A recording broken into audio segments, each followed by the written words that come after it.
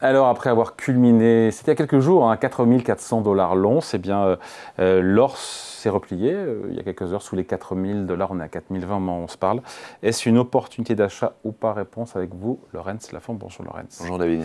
Rédacteur en chef de Propos Utiles. Ça nous fait une baisse de quasiment moins de 10% sur une semaine de l'or.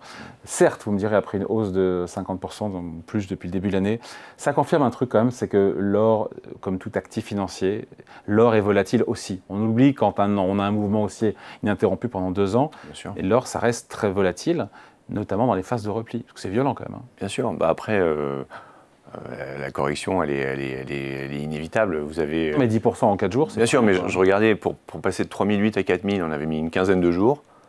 4000, 4002, 3 jours. Ouais. 4002, 4004, 1 jour. Ouais. Bon, ça pouvait pas continuer comme ça. Et il y a eu quelques éléments déclencheurs qui se sont empilés. Voilà, c'est un prétexte, un moment pour. C'est quoi la raison de fond? Pourquoi? Parce que l'or, il n'y a rien de grave, encore une fois, on a toujours à plus de 50% depuis le début de l'année, mais je veux dire. Ouais, on est même revenu qu'au cours de début octobre. Hein. Ouais. En Qu'est-ce qui explique que octobre. tout d'un coup on perd 400 ou 500 $ Il y a eu plusieurs éléments. les Vous savez qu'il y a une corrélation inversée avec le dollar. Le dollar montre un peu plus de velléité haussière depuis quelques semaines. Ça a freiné dans l'état d'esprit des investisseurs le besoin. Au dollar, on est à Oui, 1,16. par rapport à l'euro, mais vous avez Ouais. par rapport à l'ensemble des monnaies Ouais. une évolution un peu Un petit raffermissement, alors. Un petit raffermissement, on va dire. Et vous avez eu un dégel un petit peu des relations Ah oui. sino-américaines. C'est vrai. Alors, comme on dit que c'est une valeur refuge, voilà, c'est aussi le prétexte de dire si ça va mieux entre la Chine et les États-Unis, ok, l'or rechute, baisse. Donc c'est un élément déclencheur. Il y a eu aussi la fin des achats saisonniers en Inde. Il y a la fête Diwali qui est traditionnellement une période où on achète de l'or. Ça se termine le 20 octobre. Et le 20 octobre, on a baissé. C'est la journée où on a le plus baissé sur l'or. Ouais. Voilà, vous mettez les petits cubes ensemble, ça donne une Après, je explication. pense surtout le fait que l'or a progressé de manière C'est totalement ce que je parabolique. disais, Et que, il faut que ça respire. Voilà, on n'allait pas prendre 200 $ par heure. Non. Il fallait que ça s'arrête à un moment. Pour autant, Laurence, est-ce que cette phase haussière sur l'or, elle est remise en question? Non, parce que les éléments qui portent l'or depuis que je viens vous voir sur le sujet d'ailleurs, hein, David. Donc Depuis plusieurs années. Ouais, 2019. Il était là, il l'avait on dit. était à 1200 C'est vrai, $. c'est C'est vrai. vrai. Bon. Un bon conseil. Il vaut de l'or celui-là. Hein. Il faut de l'or. Donc on a fait x4 quand même quasiment. Hein. Non, les éléments qui sont porteurs sont toujours là. Premier élément, les banques centrales qui achètent massivement de l'or dans leurs réserves. Normalement, traditionnellement, ils ont des dollars dans les réserves. Là, elles diversifient vers l'or.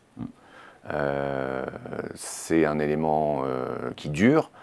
La Chine est le premier acheteur parce que quand vous êtes avec des dollars, vous dépendez des États-Unis. Vous dépendez de la volonté ou pas des États-Unis de faire marcher la planche à billets. Vous dépendez d'un point de vue réglementaire pour les paiements, etc. Donc c'est un moyen de se détacher et d'obtenir son indépendance. Vous achetez de l'indépendance en achetant de l'or dans les réserves des banques centrales. Donc la Pologne le fait, la Turquie le fait. Bizarrement, certains pays ne le font pas du tout et ça donne peut-être un potentiel aussi. Le Brésil n'a quasiment pas de réserve d'or. Pourtant, c'est un pays qui a beaucoup souffert d'inflation et d'une monnaie qui était très volatile. Voilà, donc vous avez cet élément qui dure. Et puis, forcément, les tensions géopolitiques, on l'a dit, il y a du nationalisme économique aujourd'hui.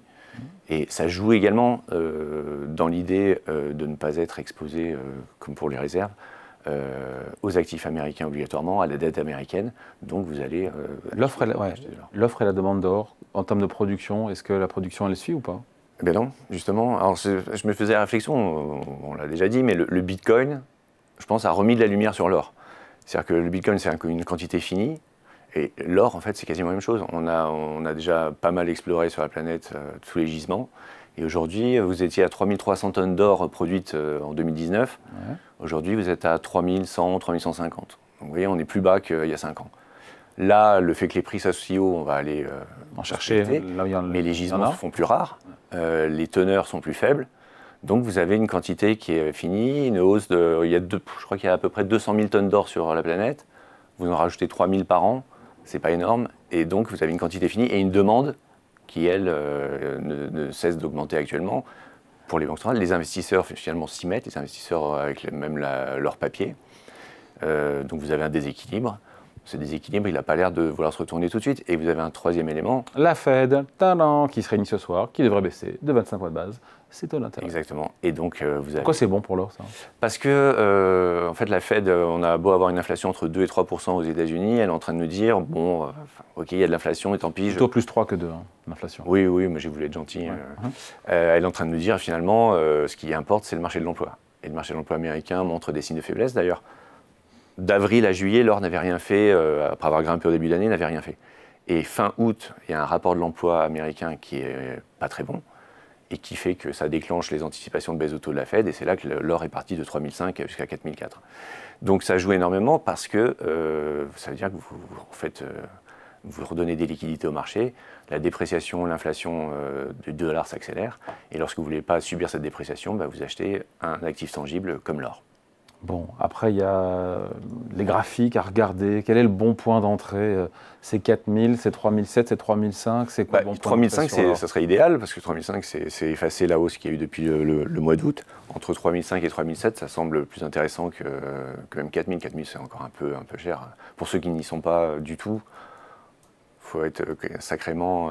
Donc 3005, 3007, si on les voit d'ailleurs. Si on doit se mouiller entre 3005 et 3007 pour initier une ligne, pour ceux qui n'en ont pas. Allez, merci beaucoup. Point de vue signé Laurence Lafont, rédacteur en chef de Lettres d'investissement. Propos utiles. Merci Laurence. Merci David.